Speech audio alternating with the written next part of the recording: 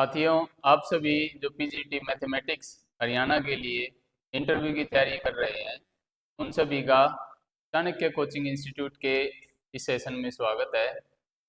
जैसा कि हमने पिछली बार डिस्कस किया था कि हमें इंटरव्यू के लिए क्या टॉपिक्स तैयार करने चाहिए, तो ये हमने टॉपिक्स डिस्कस किए थे। Relation function, complex numbers, trigonometric and inverse trigonometric functions, continuity and differentiability, applications of derivatives, permutation and combination, conic sections, applications of integral, area under the curve differential equation, lines and planes।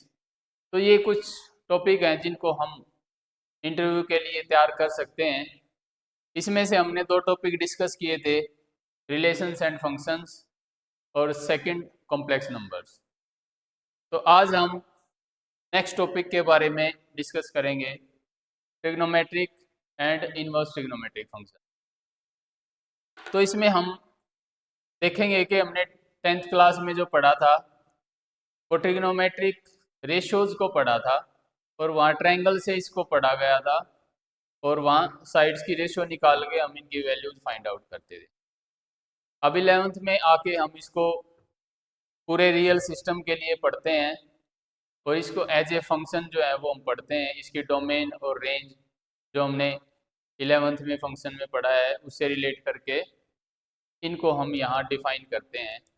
तो इसलिए इनको trigonometric functions के नाम से पढ़ा जाता है यहाँ। तो इसमें हमें फंक्शन के बारे में भी पता होना चाहिए कि फंक्शन की डेफिनेशन क्या होती है, फंक्शन की डोमेन, उसकी रेंज, वो 1 ऑन टू बाइजेक्टिव। तो ये इसके लिए हमें पढ़ना है सारा ट्रिग्नोमेट्रिक फंक्शंस के बारे में,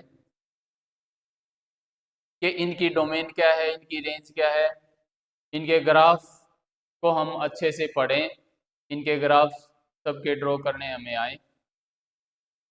फिर इनके जो स्मॉल फार्मूलाज हैं वो भी हमें पता हों।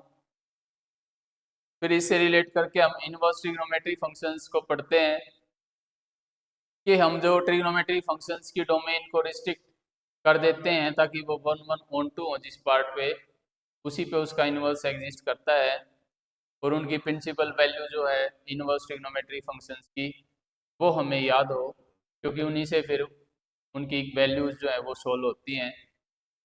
तो इनवर्स ट्रिग्नोमेट्रिक फंक्शंस के ग्राफ भी हमें आने चाहिए, उनकी डोमेन रेंज का पता हो, और जो उनके इनवर्स ट्रिग्नोमेट्रिक के जो फॉर्मूलाज हैं उनमें जो कंडीशंस अप्लाई होती हैं, for example tangent inverse X plus tangent inverse Y का जो फॉर्मूला है उसमें एक्स वाई की प्रोडक्ट लेस देन 1 होती है, ये कंडीशन उस पर एप्लीकेबल है। और अगर प्रोडक्ट ग्रेटर देन 1 है तो उस क्वेश्चन को हम किस तरह से सोल्व करते हैं, ये हमें आना चाहिए। तो इनको हम पढ़ें, इनके ग्राफ सभी हम अच्छे से समझें, और वो हम वहाँ ड्रॉ कर सकें। इसके बाद हमारा अगला टॉपिक आता है कॉन्टिन्यूटी एंड डिफरेंशिएबिलिटी। तो कॉन्टिन्यूटी से पहले हमें फंक्शन की लिमिट्स के बारे में पता होना चाहिए, कि लिमिट्स कब एग्जिस्ट करती हैं, वो लिमिट्स कैसे निकालते हैं, लिमिट्स के जो बेसिक फॉर्मूलाज हैं वो हमें पता हों।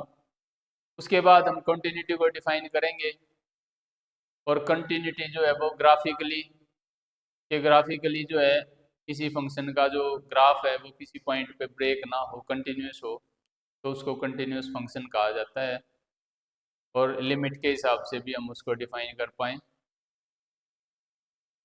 के बाद जो डिफरेंशिएबिलिटी है का टॉपिक, वो लिमिट के हिसाब से हम डिफाइन करें कि उसकी लेफ्ट हैंड डेरिवेटिव जो लिमिट है, राइट हैंड डेरिवेटिव लिमिट है, वो एग्जिस्ट करें और वो इक्वल हो।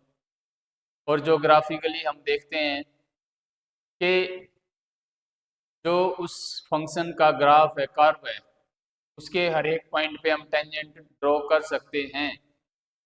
अगर ये पॉसिबल है तो वो फंक्शन डिफरेंशिएबल कहलाता है। फिर इससे रिलेटेड जो रोल्स थ्योरम है, मीन वैल्यू थ्योरम है, उनके जो ग्राफिकली रिप्रेजेंटेशन होता है के रोल्स थ्योरम में कहते हैं कि 3 condition continuity, differentiability, and points पे वैल्यू इक्वल हो फंक्शन की, तो उस इंटरवल पे एक कम से कम एक पॉइंट ऐसा एग्जिस्ट जरूर करता है कि जिस पे tangent parallel to X axis होता है। ये हम ग्राफिकली समझा पाए वहाँ। मीन वैल्यू थ्योरम में भी इसी तरह कि कंटिन्यूटी और डिफरेंशिएबिलिटी की 2 कंडीशंस के बाद there exist at least one point on open interval such that कि उस पे जो टेंजेंट है वो पैरेलल टू अ कोड ज्वाइनिंग द एंड पॉइंट्स होता है। ये भी हम ग्राफिकली वहाँ बता सकते हैं। तो ये दोनों टॉपिक हम तैयार करें अच्छे से। इसके बाद हमारा जो टॉपिक आता है एप्लीकेशंस ऑफ डेरिवेटिव्स। इसमें जो हमने पढ़ा है increasing decreasing functions, strictly increasing strictly decreasing functions, उनके जो इंटरवल हम निकालते हैं उनमें, तो इंटरवल ओपन इंटरवल कब लिए जाते हैं, क्लोज इंटरवल कब होते हैं, इन्फिनिटी पे ओपन इंटरवल क्यों होता है, फंक्शन जिस पॉइंट पे एग्जिस्ट नहीं करता है उस पॉइंट को भी हम इंटरवल निकालने के लिए एक्सक्लूड करते हैं, तो उसको एक्सक्लूड क्यों करते हैं। तो ये इसके बारे में हम पढ़ें। और इंक्रीजिंग और स्ट्रिक्टली इंक्रीजिंग इनके हमें ग्राफ ड्रॉ करने आए और हम बता पाएँ इसमें, हमारे पास एग्जाम्पल भी हो कि अगर हमारे से पूछा जाता है कि एग्जाम्पल दीजिए किसी इंक्रीजिंग या स्ट्रिक्टली इंक्रीजिंग फंक्शन का, डिक्रीजिंग या स्ट्रिक्टली डिक्रीजिंग फंक्शन का, तो हम इजीली एग्जाम्पल विद ग्राफ समझा पाएँ। फिर इसमें मैक्सिमा मिनिमा हमने पढ़ा है, तो उसकी एप्लीकेशंस के डेरिवेटिव के एप्लीकेशंस को हम इस तरह से यूज़ करते हैं मैक्सिमम वॉल्यूम मैक्सिमम एरिया निकालने के लिए। तो ये हमारी रियल लाइफ से रिलेटेड टॉपिक है। तो इसमें जो इसकी एप्लीकेशंस है वो किस तरह से यूज़ करी जाती हैं, इसके जो first derivative second derivative test हैं, absolute maxima, absolute minima, local maxima, local minima, ये हम अच्छे से एक्सप्लेन कर पाएँ।